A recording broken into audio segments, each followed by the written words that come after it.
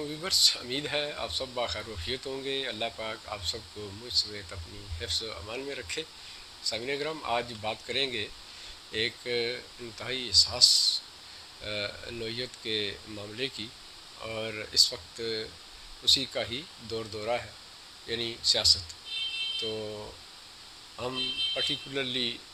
جو topic set کرتے ہیں آج کے لیے وہ پنجاب دنگل، سیاسی کشتی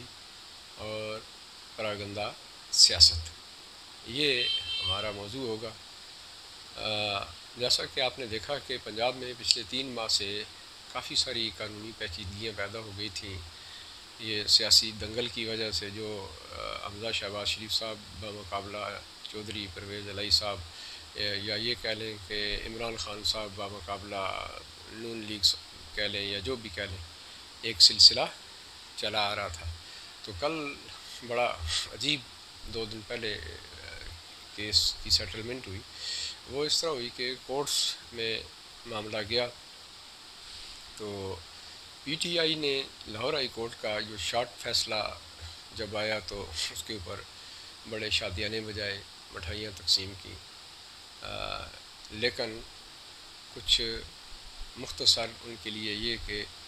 پی ٹی آئی کے لیے جو سچویشن بنی تھی وہ 100 جوتے اور 100 پیاز کی تھی۔ پھر اسی طرح دوسری طرف دیکھتے ہیں ہم تو اپوننٹ کو، تو پی ایم ایل این جو تھی وہ فی الحال یہ دنگل جیت گئی۔ ہوا یہ کہ لاہور ہائی کورٹ نے یہ فیصلہ دیا تھا 4-1، یعنی 5 رکنی بینچ تھا اور 4 اور 1 کی تناسب سے فیصلہ ہوا تھا، اور اس فیصلے میں یہ کہا گیا کہ جی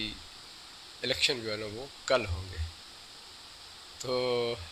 یہاں پی ٹی آئی کی امیدوں پر پانی پھر گیا۔ ان کا یہ کہنا تھا کہ حمزہ شہباز شریف کو وزیر اعلیٰ ہونا ہی نہیں چاہیے، اور ان کی موجودگی میں تو بالکل بھی الیکشن نہیں ہونا چاہیے۔ یہ ان کا بیسک پوائنٹ آف ویو تھا۔ تو ہوا یہ کہ کورٹ نے فیصلہ دے دیا تھا، کوئی اور چارہ نہیں تھا، اور پھر اس فیصلے کو دیکھ کر پی ٹی آئی بڑی سخت ناخوش تھی۔ ان کے جو ارمان تھے، جو انہوں نے مٹھائیاں تقسیم کی ہوئی تھیں، وہ یہ سمجھے تھے کہ حمزہ شہباز شریف کی ریموول ہو گئی۔ پہلے انہوں نے یہ سمجھا کہ حمزہ شہباز شریف کی ریموول ہو گئی، لیکن ایسا نہیں تھا۔ وہ بدستور وزیر اعلیٰ قائم تھے، انہی کی زیر نگرانی یہ معاملات بھی ہونے تھے۔ تو سامعین محترم، پی ٹی آئی کی یہ جو اپیل تھی وہ ان کے گلے پڑی۔ انہوں نے پھر جب دیکھا کہ حالات اب اس طریقے سے سیدھے نہیں ہو رہے، ووٹنگ کا آرڈر مل چکا ہے، تو انہوں نے پھر آئینی حق استعمال کرتے ہوئے سپریم کورٹ آف پاکستان میں جا کے اپیل دائر کی، اور وہاں پہ پھر 3 رکنی بینچ بنا۔ جو اکثر 5 رکنی بھی ہو یا 3 رکنی ہو، تو چند ہی ریکگنائزڈ قسم کے 5-6 ججز ہیں جو ان بینچز میں آتے ہیں۔ باقی 17 ٹوٹل ججز میں ان 5 کو اگر نکالیں تو لگتا ہے وہ سارے ہی آج کل انجوائے کر رہے ہیں، کیونکہ ان کے پاس کیسز ہی اس طرح کے نہیں آ رہے۔ تو خیر، یہ ایک اور بحث ہے، یہ ایک لمبی بحث ہو جائے گی۔ تو ہم بات کرتے ہیں 3 رکنی بینچ کی، جس کی جو صدارت تھی، سربراہی تھی، وہ چیف جسٹس آف پاکستان جناب عمر عطا بندیال صاحب کر رہے تھے، اور ان کے معاون تھے مشہور زمانہ جسٹس اعجاز الاحسن،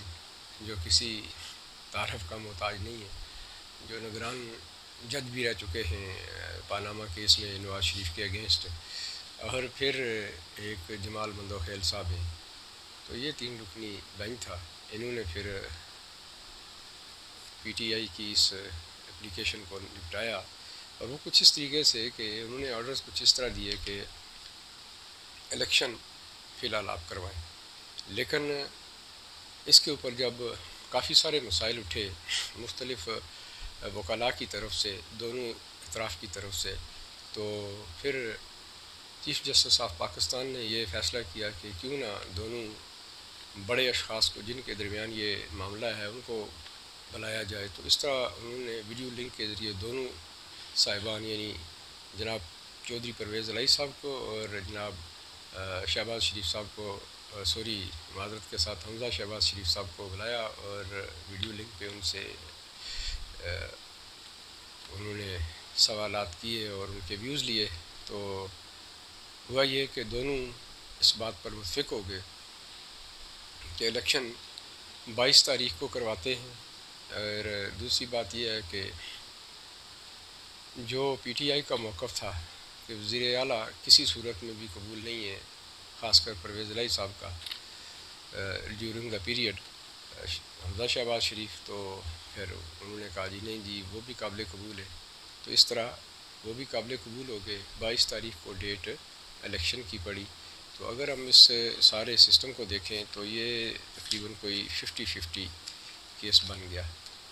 یعنی دونوں پارٹیوں کو خوش کر دیا گیا، لیکن اوورآل فائدہ اس کو ایٹ دا اسپاٹ نون لیگ کو ہی ہے کہ حمزہ شہباز شریف بدستور وزیر اعلیٰ قائم ہیں، اور دیکھتے ہیں کہ 22 تاریخ کو یہ کس کروٹ بیٹھتا ہے۔ اس کے اندر بھی مزید بہت ساری پیچیدگیاں ہیں،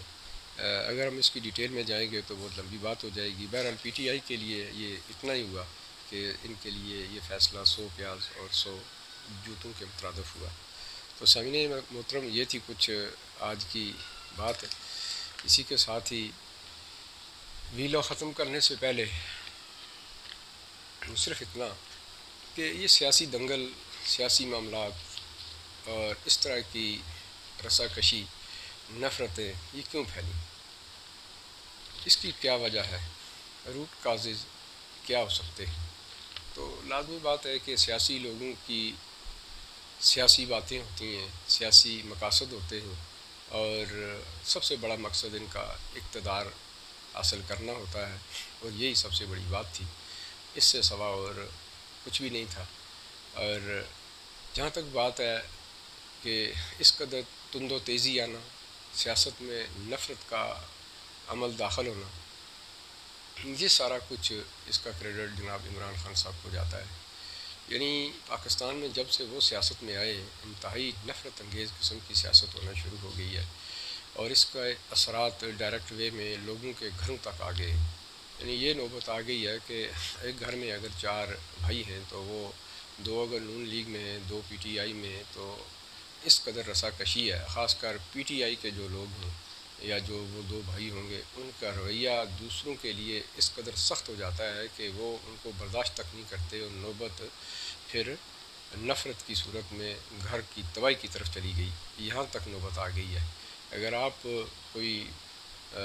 انڈیپینڈنٹ سروے آپ ہیلڈ کروائیں تو آپ کو یقیناً یہ چیز کھل کر سامنے نظر آئے گی۔ اس کے علاوہ جو نجی محافل ہیں یا کچھ دوست احباب جو پرانے دور میں بیٹھتے تھے، تو وہ سلسلہ بھی موقوف ہوتا جا رہا ہے، اور اس کی بڑی وجہ ہی یہی ہے کہ اس طرح کی پراگندہ قسم کی سیاست جو عمران خان صاحب نے پچھلے کچھ عرصے سے انٹروڈیوس کروائی ہے، یہی ہے۔ یہ ساری چیزیں جتنی بھی ہو رہی ہیں، آپ عمران خان صاحب کا کوئی ایک کلپ اٹھا کے دیکھ لیں، کوئی ایک تقریر اٹھا کے دیکھ لیں، کوئی ایک 5 منٹ کی کوئی ایک تقریر اٹھا کے دیکھ لیں، صرف 5 منٹ کی، اس میں آپ کو اگر نفرت کا عنصر نہ ملے تو آپ بولیں کہ جی آپ غلط بات کر رہے تھے۔ یعنی اس طرح کی سچویشن اس شخص نے پاکستان کے لیے کریٹ کی ہوئی ہے۔ اوپر سے پھر یہ کہ روز سے بات ہوتی ہے کہ جی سازش سازش سازش، مجھے سازش کے ذریعے ہٹایا گیا، جب کہ حکام بالا نے، ذمہ داران نے، این ایف سی نے بڑے واضح طور پر یہ کہہ دیا کہ کسی طرح کی کوئی سازش نہیں ہوئی۔ امریکہ نے خود اس چیز کی تردید کی، لیکن اس کے باوجود بھی یہ شخص ہے کہ اس سازش کو لیے چل رہا ہے۔ لیکن اللہ کے کرنے دیکھیں کہ کچھ ہی دن کے بعد عمران خان صاحب کا یہ پول بھی کھلتا ہے، اور عمران خان صاحب کے دوست خاص محترم جنرل ریٹائرڈ ظہیر الاسلام صاحب سامنے آتے ہیں۔ اس سے قبل آپ نے دیکھا کہ کچھ ریٹائرڈ فوجی افسران جو تھے، وہ کوئی سوسائٹی انہوں نے برائے نام بنائی ہوئی ہے، وہ آ کے ایک انہوں نے کافی ساری تقریریں کیں، اور ساری کی ساری عمران بیانیہ انہوں نے پیش کیا۔ پھر اس سے آگے چلیں جنرل ظہیر الدین صاحب والی بات ہم کرتے ہیں، تو جنرل ظہیر صاحب کی بات کرتے ہیں، انہوں نے یہ کہا کہ جی ہم نے یہ سوچا تھا کہ عمران خان ڈیلیور کرے گا، گویا یعنی ہم نے اس لیے اس کو بیک اپ کیا، ہم نے اس لیے اس کو سپورٹ کی، ہم نے اس لیے اس کے اوپر ہاتھ رکھا، دست شفقت رکھا کہ یہ شاید ڈیلیور کرے، بٹ یہ تو نالائکوں کا آئی جی نکلا، اور یہ ان کا مختصر مقصد تھا کہنے کا۔ تو اس سے عیاں ہوا کہ عمران خان صاحب واقعی سلیکٹڈ تھے، اور ان کو اسٹیبلشمنٹ کے ذریعے پاکستانی قوم پر مسلط کیا گیا تھا، ایک چلتی ہوئی حکومت کو، ایک بہترین حکومت کو، جو اس وقت کی بہترین، آج کے موازنہ اگر کیا جائے تو بہترین حکومت تھی، اور وہ لوگ اپنے آپ کو بڑے اچھے طریقے سے منظم کر کے چلا رہے تھے، سسٹم کو چلا رہے تھے، پاکستان کے نظام کو چلا رہے تھے، پاکستان میں ترقی ہو رہی تھی۔ لیکن ہوا یہ کہ اس شخص نے وہاں آ کر سازش کی، اصل میں یہ اپنی سازش کو، اور آپ کو یاد ہوگا کہ انہی کے ایک صدر تھے، پارٹی صدر اس وقت کے جاوید ہاشمی صاحب، انہوں نے بھی اس کا ذکر کیا تھا اسی سازش کا، لیکن اس پر پردہ ڈال دیا گیا کمال مہارت کے ساتھ۔ یہاں یہ بھی ایک المیہ ہے، اور پھر آہستہ آہستہ یہ چیزیں کھلنا شروع ہو گئیں، مختلف بیانات آئے، خود عمران خان صاحب کے بیانات اس میں شامل ہیں، وہ بھی پاک فوج کے ساتھ جا کر جب یہ ڈسپیوٹ چلا، ووٹ آف نو کانفیڈنس کا جا کر منتیں کرتے رہے، آپ کے سامنے ساری چیزیں آئیں، D G I S P R کا بیان آیا، پھر اس کے بعد اب یہ سچویشن سامنے آئی ہے۔ تو اس سے صاف لگتا ہے کہ جناب عمران خان صاحب خود نہیں آئے تھے، ان کو لایا گیا تھا، اور پھر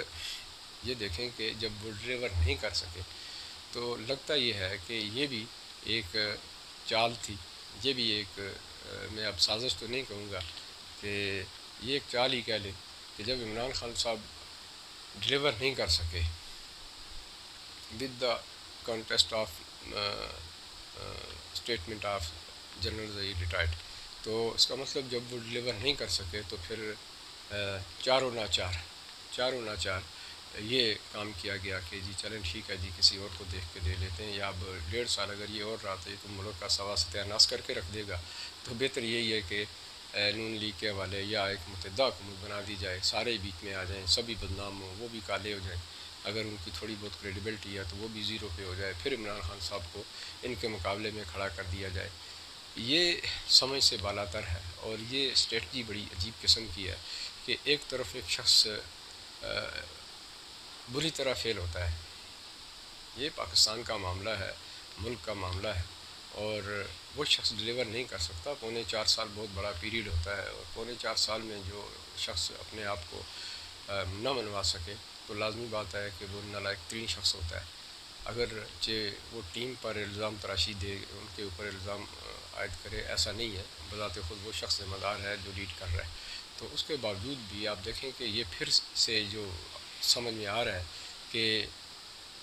متحدہ حکومت کو یہ ٹاسک دے دیا گیا، ابھی وہ 1.5 سال میں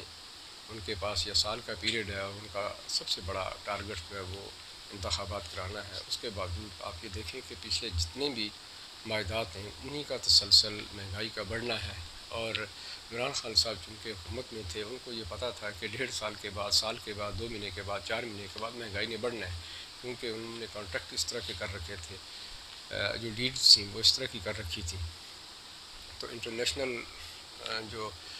لیول پہ آپ بات کرتے ہیں، جب تو آپ کو پاسداری کرنی ہوتی ہے، کوئی بھی حکومت آ جائے، تو انہوں نے چاروں ناچار وہ کرنی تھی، اس لیے پھر ہوا یہ کہ آپ کے سامنے سچویشن آئی کہ